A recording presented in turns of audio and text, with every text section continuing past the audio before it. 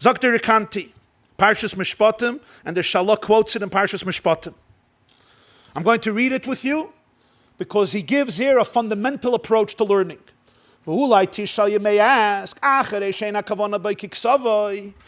ayin tachas ayin doesn't mean literal,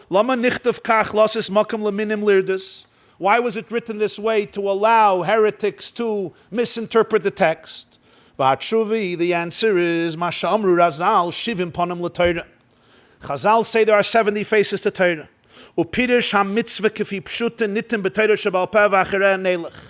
The interpretation of a mitzvah literally is in Torah Sheba'al Peh. That is what we will follow when it comes to practical implementation. Yet the terminology of the pasuk is contrary.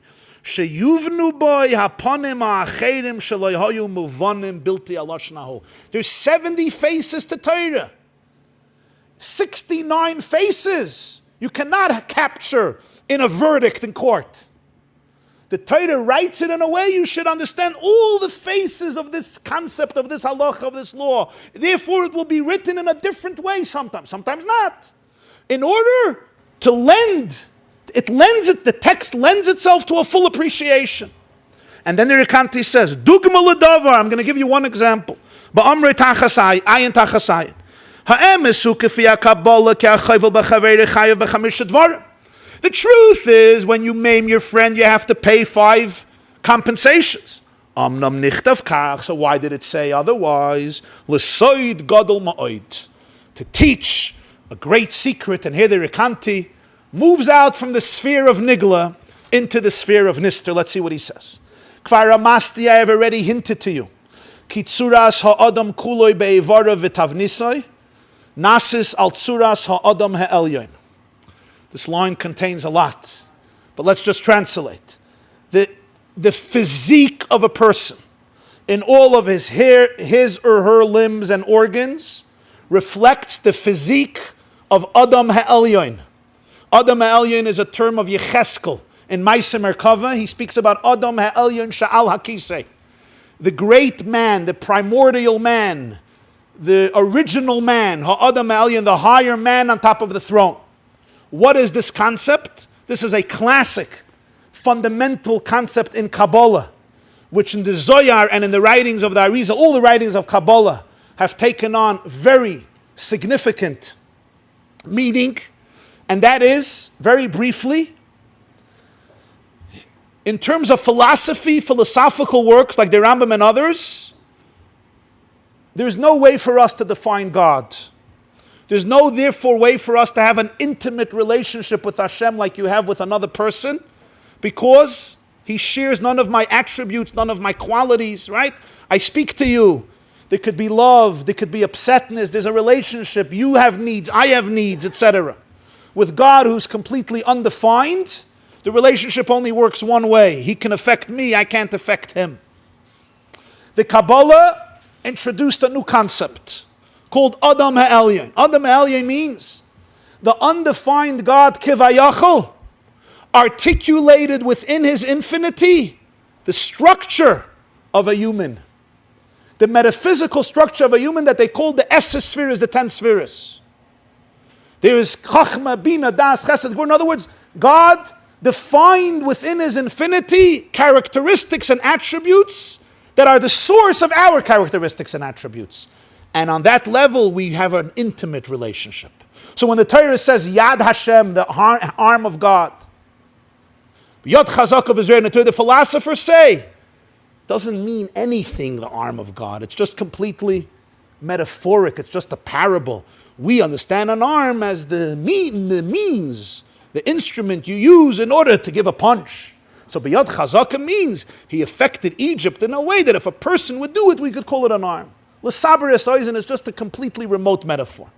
In Kabbalah, it means something a little more literal. It doesn't mean a physical arm, but it means the source of the physical arm, including the physique, including the shape, including the entire composition of an arm, down to every bone, every muscle, every sinew, every artery.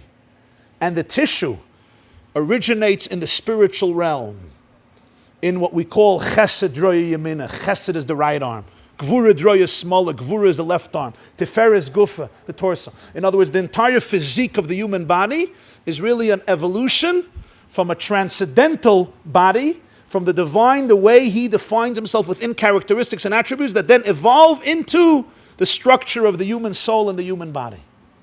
On that level, in that relationship, there's a very intimate relationship. There's a oneness. There's a similarity, so to speak. This is what the Rekanti is saying.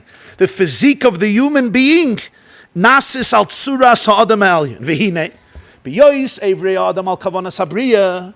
When the limbs of a person function according to the purpose of creation, yiyu eivarav dugmas kisei leivarim hel yoinim.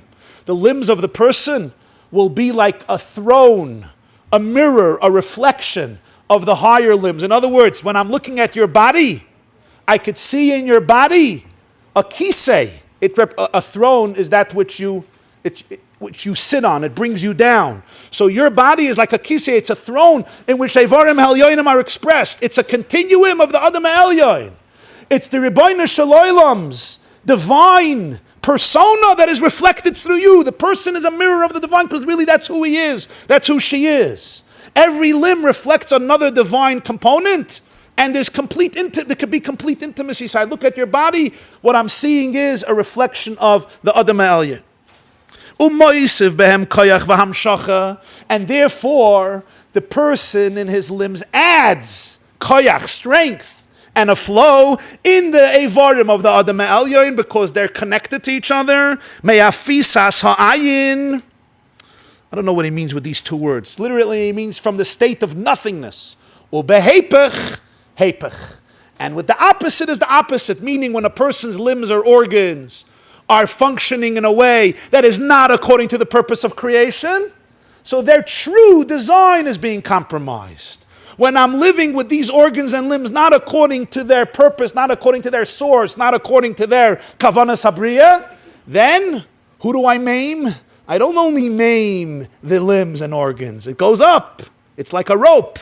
I pull the rope down. The top of the rope also gets pulled down. Yaakov chevel nachalasai. It's one connection. It's one source. So therefore, behepach, he doesn't want to specify. If it's the contrary, it's the contrary effect. Zehu soid. Now you'll come back to the pasuk. Kasher yitein mum ba'adam hayadua, kein yinosin boy v'havein zema'oid. Taichas Reb Menachem of Rekanti, quite a daring interpretation. You understand what he's saying? Ayin tachas ayin. What's ayin tachas ayin? Which eye? Not his eye. Ayin, the eye of God. Tachas ayin.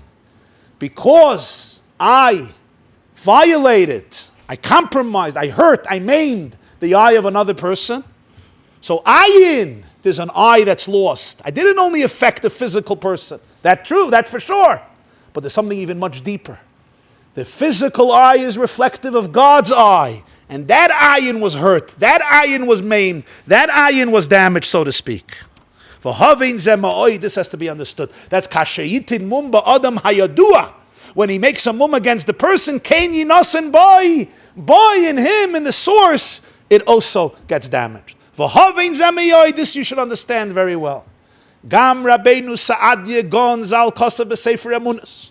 Reb Sa'adya also wrote in his Sefer Emunas V'Deis, Ve'ilu dibre Torah kol inyana b'loshen koilelu b'kavona achas. If the Torah would have expressed itself in a comprehensive term, in one dimension, meaning say everything clearly, lo yacholnu l'das kol sisrei hachachma v'habina sha'Torah kivna b'chachma afal pisha loy pirsha. We would have never be able to deduce all the depth of Torah, which the Torah has intention, even if it's not explicit, because the Torah would be written in a very finite, structured way. This is what you do. It's specially written in a way that's multi-layered. The words of Torah have an inner core and an outer core, a revealed element and a concealed element. Shenemar, like the pasuk says in Tilim, Achas dibur elikim, shtayim zu shamati. God speaks one word, I hear two things. What's the meaning of this? The same text, you can hear two things. What's ayin tachas ayin? You can hear, I have to pay money. You can hear, ayin tachas ayin. He deserves to lose his eye. You can hear ayin tachas ayin. You're affecting Hashem's eye, kevayachol. Shivim panim, you can hear 70 different faces. This means, we have here one example, how one pasuk in the Torah, far from expressing the harshness and uncompromising severity of halacha of Judaism, actually serves as a blueprint for humanity, for the infinite dignity of the human body carved in Hashem's image. Have a wonderful week.